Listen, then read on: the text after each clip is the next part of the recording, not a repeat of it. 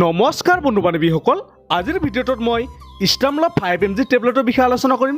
এই ষ্টামলো 5mg টেবলেটটো কি কামত ব্যৱহাৰ কৰা হয়, ইয়াতে কি কম্পজিশ্যন আছে, ইয়াৰ মূল্য কিমান, ইয়াৰ কোম্পানীটোৰ নাম কি, আৰু এই টেবলেটটো ব্যৱহাৰ কৰাৰ পিছত আপোনাৰ কি অসুবিধা হ'ব পাৰে আদিৰ বিষয়ে ভিডিঅ'টোত আলোচনা কৰিম।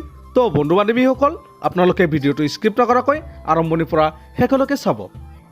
বন্ধুসকল, ষ্টামলো 5 টেবলেটটো মেনুফেকচাৰ কৰিছে ডক্টৰ ৰেডিছ লেবৰেটৰিজ লিমিটেড, আৰু ইয়াত থকা মূল কণ্টেণ্টসমূহ হ'ল ইয়াত আছে এমলডিপাইন 5mg। বন্ধুসকল, ইয়াতে মোৰ 30টা টেবলেট আছে আৰু 30টা টেবলেটৰ মূল্য হ'ল 87 টকা। আপোনালোকে যিকোনো মেডিকেল ষ্টৰত পাই যাব অথবা আপোনালোকে অনলাইনত অৰ্ডাৰ কৰি কিনি ল'ব পাৰে।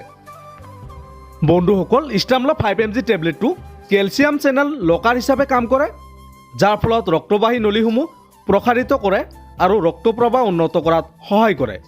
বন্ধুসকল, যদি কোনো ব্যক্তিৰ ব্লাড প্ৰেছাৰ হাই হয় বা উচ্চ ৰক্তচাপ হয় অথবা হাইপাৰটেনশ্যন হয়, এনেকুৱা কণ্ডিশ্যনত এই টেবলেটটো ব্যৱহাৰ কৰা হয়।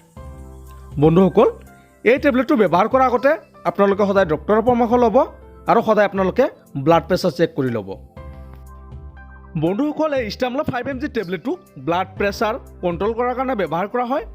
যদি কোনো লোকৰ BP হাই হয় তেন্তে তেওঁৰ মূৰ ঘূৰাব, ডিঙিৰ শিৰাৰ সমস্যা হ'ব, হাৰ্টবিট বাঢ়ি যাব আৰু বহুতো সমস্যা দেখা দিব পাৰে। তো বন্ধুসকল, এনেকুৱা সমস্যাৰ বাবে আপোনালোকে এই ষ্টামলো 5mg টেবলেটটো ব্যৱহাৰ কৰিলে 100% ৰিজাল্ট পাব।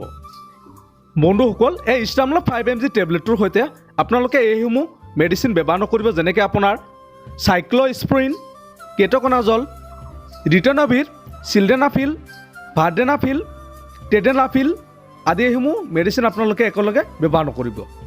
বন্ধুসকল, এই টেবলেটটোৰ ড'জ ৰোগীৰ ব্লাড প্ৰেছাৰৰ ওপৰত নিৰ্ভৰ কৰি ব্যৱহাৰ কৰা হয়।